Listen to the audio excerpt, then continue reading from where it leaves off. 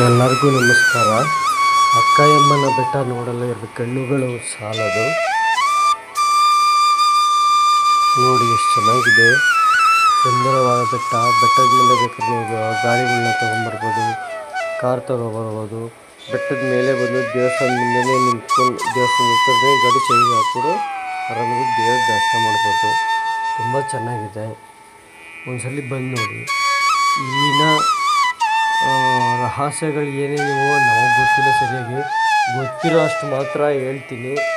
ಇಲ್ಲಿ ಒಂದು ಸುಂದರವಾದ ಕಲ್ಯಾಣಿ ಇದೆ. ಆ ಕಲ್ಯಾಣಿ ಒಳಗಡೆ ಒಂದು ಗುಹೆ ಇದೆಯಂತೆ. ಆ ಗುಹೆ ಎಲ್ಲಿಗೆ ಹೋಗುತ್ತೆ ಅಂತ ಇದುವರೆಗೂ ಯಾರಿಗೂ ಗೊತ್ತಿಲ್ಲ ಅಂತ ಹೇಳ್ತಾಯಿದ್ರು. ಅದೊಂದು. ಇನ್ನೂ ಒಂದು ಮುನೇಶ್ವರ ಸ್ವಾಮಿ ದೇವರು ಇದೇ ಜಾಗದಲ್ಲಿ ಉದ್ಭವ ಆಗಿದ್ದು ಮೊಟ್ಟ ಮೊದಲನೇ ಬಾರಿಗೆ ಅಂತ ಹೇಳ್ತಾರೆ. ಅದು ಕೂಡ ನಮಗೆ ಗೊತ್ತಿಲ್ಲ, 7 ದಿನ ನಾನು ಕೇಳಿ ನಿಮಗೆ ಹೇಳ್ತಾ ಇದ್ದೀನಿ. ನೋಡಿ, ದೇವಸ್ಥಾನ ಇಂಪ್ರೂವ್ ಮಾಡಿಸಿದ್ದಾರೆ. ಮೊದಲು ಈ ದೇವಸ್ಥಾನಕ್ಕೆ ನಡ್ಕೊಂಡು ಬರಬೇಕಾಗಿತ್ತು, ಕೆಳಗಡೆಯಿಂದ ಬೆಟ್ಟ ಹತ್ತಿ ನಡ್ಕೊಂಡು ಬರಬೇಕಾಗಿತ್ತು. ಆವಾಗ ಮೆಟ್ಲು ಸಹಿತ ಇರಲಿಲ್ಲ. ಈಗ ಗಾಡಿ ಬರೋವರೆಗೂ ವ್ಯವಸ್ಥೆ ಮಾಡಿಕೊಟ್ಟಿದ್ದಾರೆ. ಇನ್ನು ದೇವಸ್ಥಾನ ಬರೀ ಕಟ್ತಾ ಇದ್ದಾರೆ ಹೊಸದಾಗಿ. ತುಂಬ ಚೆನ್ನಾಗಿದೆ, ಒಂದ್ಸರಿ ಬಂದು ನೋಡ್ಬೋದು. ನೋಡಿ, ಇದೇ ಆ ಕಲ್ಯಾಣಿ ನಾನು ನಿಮಗೆ ಹೇಳಿದ್ದು. ಇದರಲ್ಲಿ ವರ್ಷದ 24 ಗಂಟೆ ಕೂಡ ನೀರು ಇದ್ದೇ ಇರುತ್ತೆ. ಇದುವರೆಗೂ ಒಂದು ಚೂರು ನೀರು ಖಾಲಿ ಆಗಲಿಲ್ಲ ಅಲ್ಲಿ.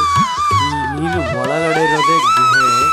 ಇದೇ ನೋಡಿ ಅಕ್ಕಯಮ್ಮನ ದೇವಸ್ಥಾನ. ನೆಕ್ಸ್ಟ್ ನಿಮಗೆ ಮುನೇಶ್ವರ ಸ್ವಾಮಿ ದೇವ್ರನ್ನೂ ತೋರಿಸ್ತೀನಿ. ಅಷ್ಟು ಕ್ಲಿಯರಾಗಿ ತೋರಿಸಿಲ್ಲ, ಬಟ್ ಅವರು ಅಲ್ಲಿ ಪೂಜಾರಿಗಳು ಹೇಳ್ತಿದ್ರು ವಿಡಿಯೋ ತೆಗಿಬೇಡಿ ಅಂತ.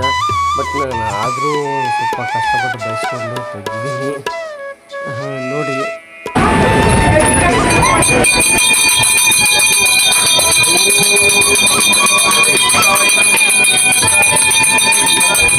ನೋಡಿ ಈ ವಿಡಿಯೋ ಏನಾದರೂ ನಿಮಗೆ ಇಷ್ಟ ಆಗಿದ್ರೆ ದಯವಿಟ್ಟು ಲೈಕ್ ಮಾಡಿ, ಶೇರ್ ಮಾಡಿ, ಕಮೆಂಟ್ ಮಾಡಿ.